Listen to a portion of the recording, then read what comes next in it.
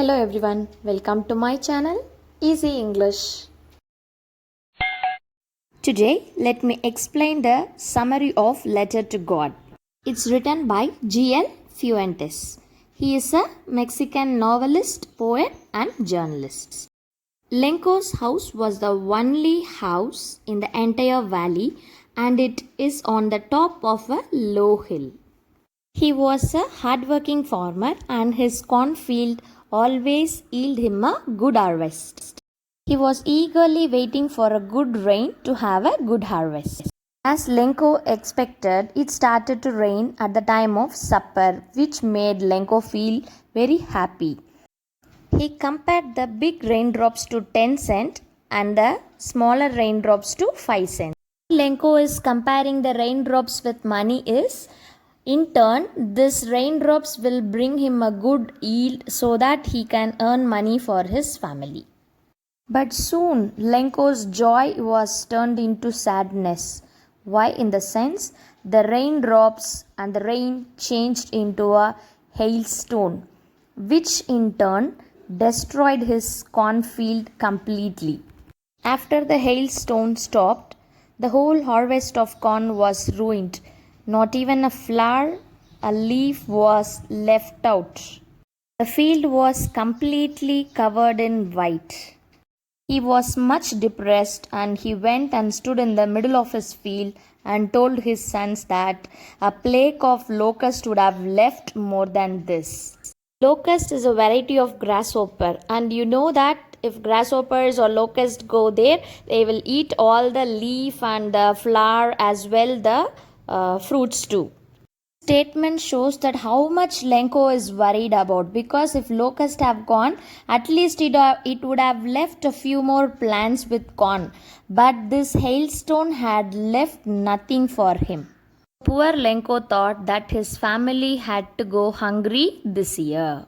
He had a firm faith in God. He found that God is his last hope, and he decided to write a letter to God asking help. And he just wrote a letter asking God to send 100 pesos for him so that he sow his field again and he can make his family to live a normal life this year. He also wrote that if God did not help him, his family would die of hunger. He completed writing the letter. On top of the envelope, he wrote to God, and he placed a stamp on the letter and mailed it. In the post office, one of the postmen saw the letter and looking at the address was surprised and amused. So he took the letter to the postmaster. After reading Lenko's letter to God, the postmaster started to laugh in the beginning. But then he realized that Lenko had a strong faith in God, and he did not want to shake the faith of Lenko in God. So he decided to help Lenko with the help of his post office employees. He collected money from the post office employees, and he also contributed a part of his salary. He was able to collect only 70 pesos. He put the collected amount on the envelope. He signed the letter as God. Lenko visited the post office again the following Sunday, and the postman himself handed the letter to Lenko, feeling that he had done a good deed. And the postmaster wanted to watch Lenko and his reaction. Lenko became angry when he saw 70 pesos in the envelope, as he had demanded 100 pesos from God. And he had a firm belief that God would not have done such a mistake by sending the money less. So he decided to write a letter again in order to ask the rest of the money.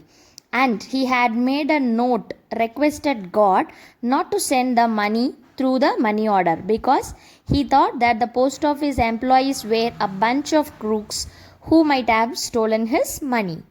He sealed the envelope and stamped it, and he dropped it in the mailbox.